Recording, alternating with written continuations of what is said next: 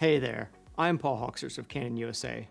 I want to take a moment to delve into some of the stunning video capabilities of both the EOS R1 and the EOS R5 Mark II, which bear more than a passing resemblance to many of the features found in our professional cinema EOS line of cameras.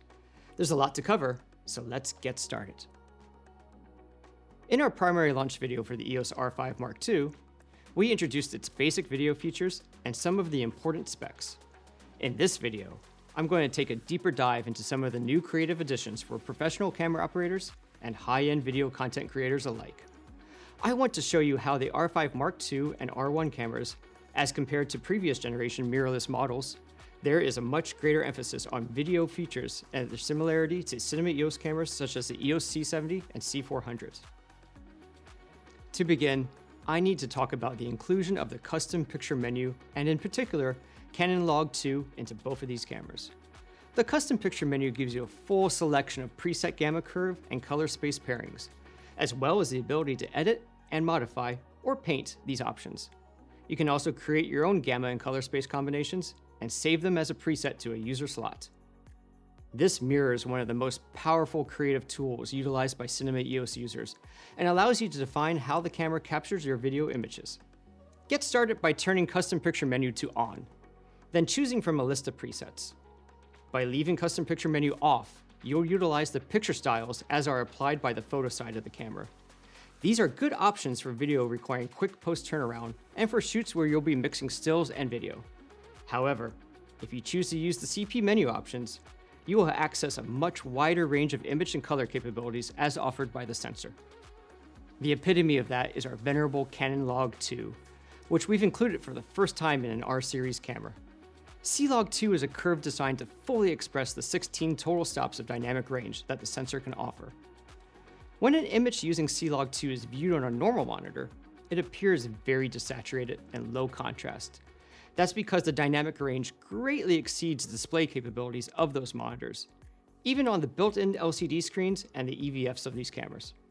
Therefore, you can utilize the included View Assist LUT, which will apply a Rec. 709 transform to the image, making it easier for you to make exposure and color decisions based on an approximation of your final look.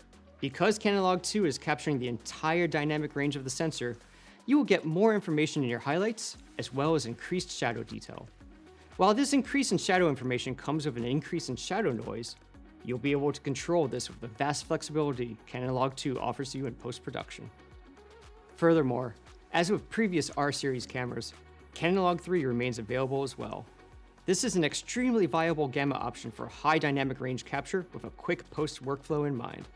The custom picture menu choices are rounded out by two Rec. 709 gammas, Canon 709 and Standard 709, and two high dynamic range or HDR gammas, HLG and PQ.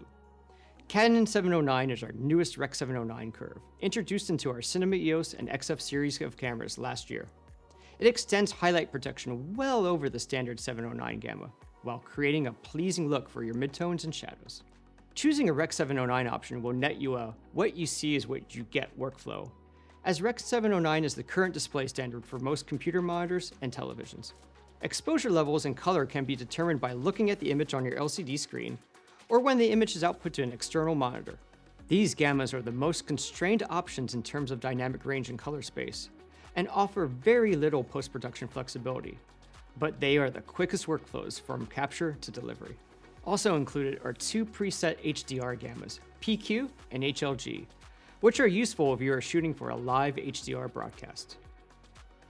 To further help facilitate these new gamma options, we've also included several exposure monitoring tools in the forms of CBRS, false color, and on the R5 Mark II, a waveform monitor, all of which are also currently found in cinema EOS cameras. CBRS display a diagonal pattern of lines on your screen in areas of overexposure. It is a visual way to warn you when your highlights are starting to blow out. However, you can customize the IRE percentage of when the CBRS patterns begin to show on screen, giving you control at the point in your measured exposure you'd like them to appear. False color is a very popular form of exposure monitoring used in the cinema industry. When enabled, it overlays a palette of colors, each representing specific levels of exposure. Examples of such are a bright green, which appears on areas of your image that are at 18% gray reflectance, while a vivid red will let you know that you have overexposed beyond any highlight retention. The legend for false color is easily accessible in the camera menu and can be assigned to a button for quick recall. On the R5 Mark II, a broadcast and digital cinema industry standard, the waveform monitor is available. Waveform is an on-screen display that visually shows you the input signal of your camera, plotted on a scale from 0 to 100 IRE. Areas of underexposure in your scene will dive towards 0 on the IRE scale, while overexposed and blown out portions will reach for 100. Knowing both the white and shadow clipping IRE values, as well as the 18% gray value of the gamma you're shooting in, is very helpful in fully utilizing the waveform to get correct exposure. Let's discuss the recording options available in these cameras. First, you have internal RAW recording, which comes in two flavors, standard and light. These RAW files can be properly developed by Canon's Cinema RAW developer for transcoding to working codecs such as DPX, OpenEXR, and ProRes. In terms of resolution, the EOS R1 records 6K RAW at 6000 by 3164, while the EOS R5 Mark II captures 8K at 8192 by 4320 lines of resolution. In addition, if you don't need the full 8K RAW, the R5 Mark II has a special S-RAW mode, which gives you the ability to record 4K RAW at 4096 by 2160, while still using the full width of the full-frame sensor. As their names suggest, standard and light RAW differ by their file sizes, with light offering a significantly reduced data load. Perceptually, both RAW options are very similar, but if you're capturing for a VFX or special effects heavy workflow, standard RAW would be your preferable choice. Additionally, included now are two new recording codecs, which were recently announced for our EOS C400 cinema camera, XF-AVCS and XF-HEVCS.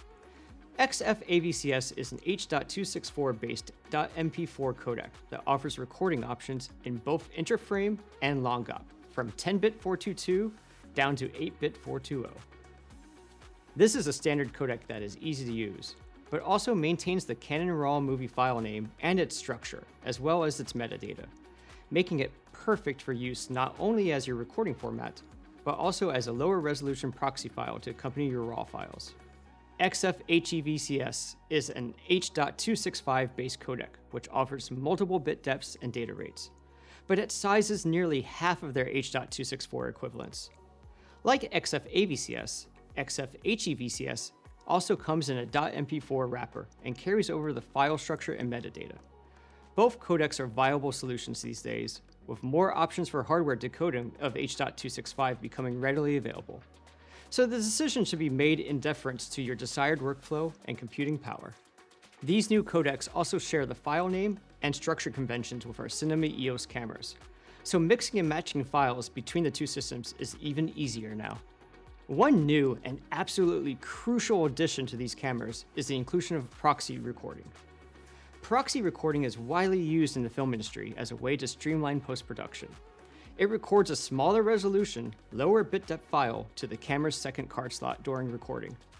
With these more manageable files, you can begin editing and basic color correction right away, eventually creating an edit decision list, which will match back to your original RAW files.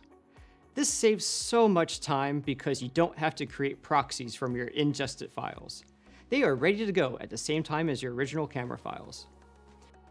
You can access proxy recording in the movie record options of the record function plus card/folder selection submenu. Yet another recording option is RAW output via both cameras' full-size HDMI connector. By turning HDMI RAW output to on, the R1 can send out 6K up to 60p, and the R5 Mark II can send 8K up to 30p to a compatible Atomos recorder, giving you a ProRes RAW workflow. Best of all, you can also record proxies to the camera's second card slot at the same time. Next up, we'll discuss resolution and frame rates. Both of these cameras can record up to 60p in RAW in their respective max resolutions, 6K in the R1 and 8K in the R5 Mark II. You also get the option of using either the DCI Cinema Standard aspect ratio of 17:9 or the broadcast standard of 16:9 in the non-RAW codecs. Furthermore, While using XF-AVCS and XF-HEVCS, you can capture 4K and 2K using the full width of the sensor, with maximum frame rates of 4K 120p and 2K 240p. When recording in these codecs, you can also choose from a fine recording mode for 4K and 2K recordings, which oversamples from the max resolution to give you a sharper image with less aliasing and moire at lower resolutions. A fine choice for those finishing in 4K or 2K and looking to get a little extra out of their image. If you want to use Canon RFS or EFS mount lenses, or Super 35mm cinema lenses, you can turn on the movie cropping mode found on the first page of the camera menu. This reduces the usable sense area to an APS-C sized area, which will match the image circles of those aforementioned lenses, so no vignetting will be seen. Another good use of this mode is for extending the telephoto reach of your current lens if full sensor width is too wide for a field of view.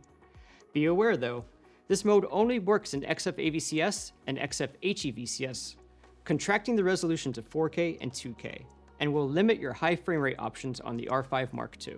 Now, something I really want to talk about is the ability to record audio at each of these cameras' max frame rates. This really allows you to maximize creative options in post by not only having usable audio at 120 and 240 frames per second, but by utilizing your video editing software to extract 24, 30, 60, or any other frame rate from the higher captured frame rate and having the correct audio to match. Remember, these frame rates are selectable from the normal main recording menu and are not a function of the camera's separate high frame rate menu option. If you do choose to enable the high frame rate mode, your footage will be recorded at the high frame rates of 4K 120 or 2K 240, but will be played back in camera at 30 FPS, showing you slow motion immediately. And audio will not be recorded in this mode. Now that I mentioned audio, for the first time in our DSLR or R series of cameras, we can record up to 4 channels of audio. You can access them via the internal scratch track mic, the 1/8" stereo input, or the multifunction shoe, which can offer 2 additional XLR inputs by way of the Tascam CA XLR2D, or utilize the Canon DM1ED stereo mic. All of this audio can be recorded now in squeaky clean 24-bit LPCM, or the traditional 16-bit AAC format. Also, coming to the R series for the first time is the ability to pre-record. Pre-recording is a common feature in broadcast cameras and has recently become a standard in cinema cameras, used especially in the documentary and wildlife industries. It places the camera in a state of always recording to a cache of internal memory. When you do push the record button, whatever is in that internal memory at the time will be laid down to your clip ahead of when you press the record button. This feature is extremely useful for capturing a live event, where the action may have occurred slightly before you're able to press record. For both the R1 and the R5 Mark II, you can choose either 3 or 5 seconds of video pre-record time. Just note that as your camera will always be recording, pre-record will contribute to your heat buildup and possibly lessen the overall recording time.